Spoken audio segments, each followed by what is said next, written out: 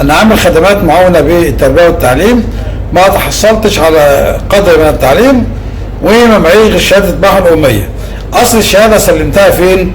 سلمتها في جهه عملي لما جيت اشتغل اول مره ضمن مسابقات التعيين، قدمت شهاده محو الاميه وعايز اطلع رخصه قياده دلوقتي. فايه المطلوب؟ فبنقول حضرتك اتعينت بشهاده محو الاميه الجديده اللي هي عليها الصوره الصادره على الهيئه العامه للمحو الاميه وتعليم الكبار. فالمتبع ان المرور بيطلب منك قصد الشهاده عشان يعمل عليها استعلام.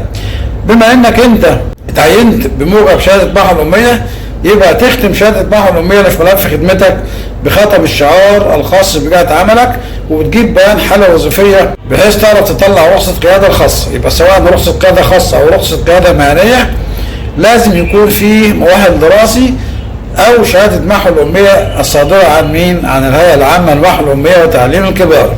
الشهاده القديمه اللي كانت بتطلع من التربيه والتعليم اتلغت دلوقتي، ولازم شهاده من الهيئه العامه للمحو الاميه وتعليم الكبار موجوده في جهه عملك، هتختمها طبق الاصل وتطلع رخصه القياده بموجبها.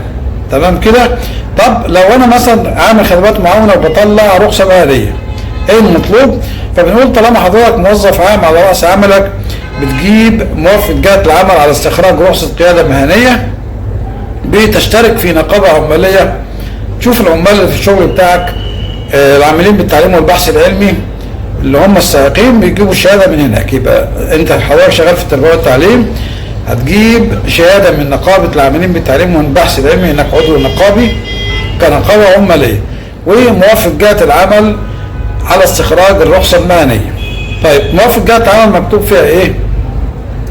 مكتوب فيها بياناتك الوظيفيه المذكور له رقم تأميني كذا ومؤمن عليه، ولا مانع من استخراج رخصة قيادة مهنية على ألا تستعمل في مواعيد العمل الرسمية.